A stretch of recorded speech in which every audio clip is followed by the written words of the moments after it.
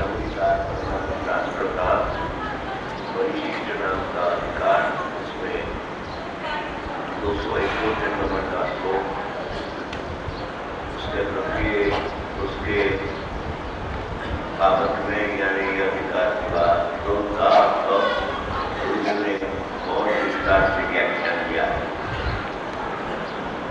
उसका टूका सार तो ये है कि कलश का अथवा पृथ्वीराचार्य भगवान ने जो कहना है वो इतना ही है कि अनंत अनंत काल से तू तेरा आत्मा को जानने का छोड़कर अनंत अनंत काल से पर को जानने में तू रुक गया है। आत्मा को जानना चाहिए, जाने तो सम्यक दर्शन हो सकता है, बिना जाने सम्यक दर्शन नहीं हो सकता। तो आत्मा को जानना चाहिए, भूल गया और पर पदार्थ को जानने में रुक गया। उसकी रुचि बनी है कि मैं पर को जानता हूँ, तो उपयोग वहीं चले जाता है। तो वहाँ से हटाकर उपयोग अंदर में अपना शुद्धात्मा में आवे, अपना आत्मा ही ज्ञान और ज्ञाता बन जावे। अवैध अनुभव है वो कलश का अर्थ है, उसमें वहाँ बताया है। उसी प्रकार फिर से उसी प्रकार भगवान आत्मा स्वच्छ चेत के दर्पण है लिया था, फिर से लिखा। उसके ज्ञान में केव के आकार की झलक आते ही यह आकार दिखता है। राग की झलक उपयोग में आते ही उपयोग आकार रूप दिखता है। राग का आकार रूप उपयोग दिखता है, न्यायकार दिखता है। सामने जैसा नहीं गई राग में वो कसाय लोग दुख देता, उसी प्रकार की विशेषता रूप अपनी ज्ञान की दशा होने से वो विशेष रूप पर्याय हुई कि जो राग ज्ञान में प्रतिभास हुआ, ऐसी ज्ञान की पर्याय हुई दशा होने से मानो कि ज्ञान ज्ञाकर हो गया। राग का आकार रूप ज्ञान हो गया, आकार रूप ज्ञान हो गया। ऐसा दिखता है बहिर्दृष्टि से, राग वाला की दृष्टि से आत्मा की दृष्टि छूट गई। राग दिखाई दिया तो राग दिखाई दिया ज्ञान में, तो ज्ञान का राग रूप हो गया, ऐसा उसको दिखाई देता है। परंतु ऐसा होने पर भी जब राग ज्ञान में, स्वच्छ ज्ञान में प्रतिभास होते हैं, कोई समय राग को हटाना नहीं है। राग भले प्रतिभास हो ज्ञान की स्वच्छता में, परंतु ज्ञान की आकार हुआ ही नहीं है। ज्ञान का प्रतिभास के समय, के प्रतिभास के समय ज्ञान क्रियाकार यानी ज्ञेय स्वरूप हुआ नहीं, राग रूप हुआ नहीं, दुख रूप हुआ नहीं है। परंतु ज्ञान ज्ञाकार हुआ ही नहीं, ज्ञानाकार ही नहीं। वो तो ज्ञानाकार ही, पर पदार्थ का प्रतिभास हो तो राग रूप हो गया, दुख रूप हो गया। देह जानने में आया प्रतिभा तो देह रूप हो गया। ऐसा तो ज्ञान की पर्याय होती ही नहीं। अर्थात वे ज्ञेय की तरंगे नहीं गई, और राग की पर्याय नहीं है, दुख की पर्याय नहीं है, देह की पर्याय उसमें नहीं आई, वो तो ज्ञान की पर्याय है, स्वच्छता। अर्थात वे ज्ञेय की तरंग नहीं आई, लेकिन ज्ञान की ही तरंगे कलोले आई। वो तो ज्ञान का उत्पाद हुआ है। राग जब प्रतिभास होता है तो ज्ञान राग रूप होता नहीं है, दुख रूप होता नहीं, ज्ञान जुदा नहीं, ये जुदा रहता है। ये को हटाना नहीं, अपने को किसी को हटाना नहीं।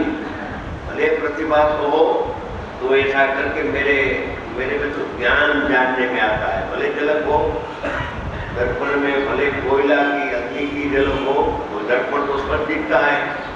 ऐसे उपयोग में राग प्रतिभात तो होता है, तो भी राग रूप ज्ञान होता नहीं है।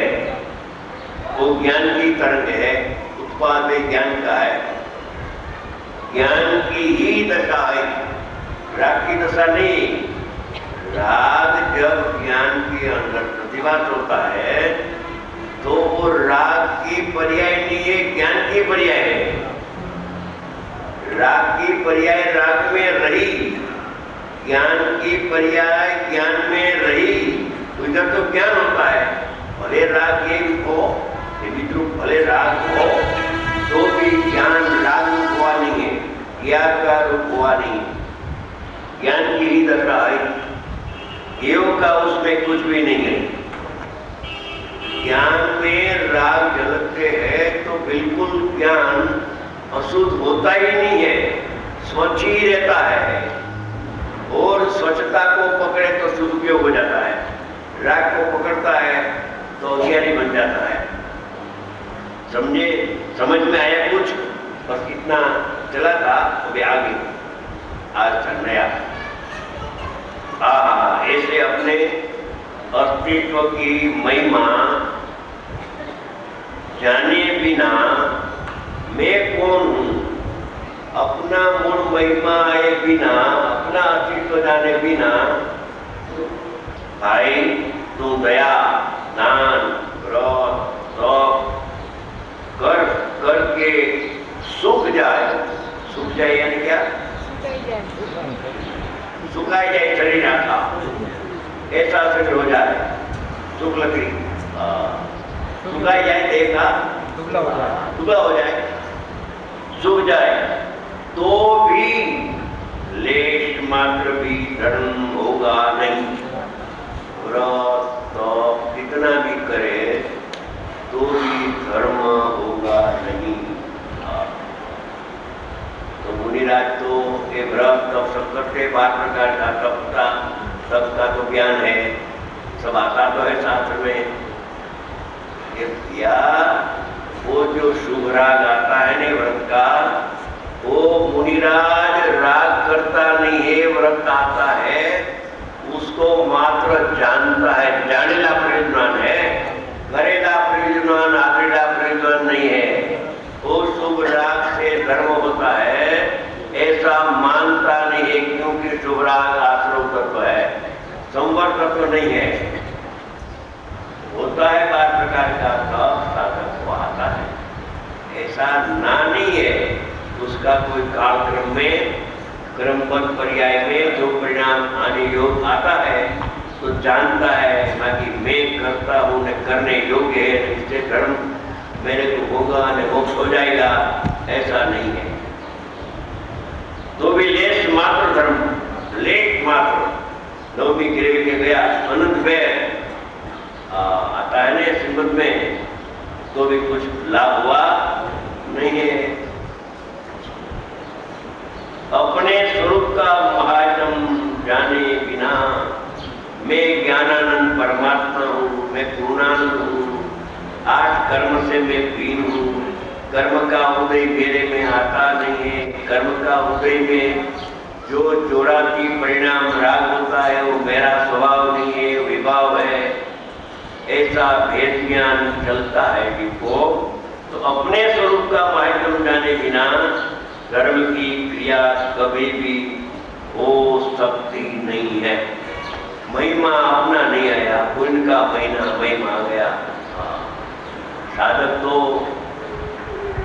छक में अपरिग्रही है, वो पुण्य को, पाप को, आहार को, पानी को इत्यादि कोई पर पदार्थ की इच्छा होती नहीं।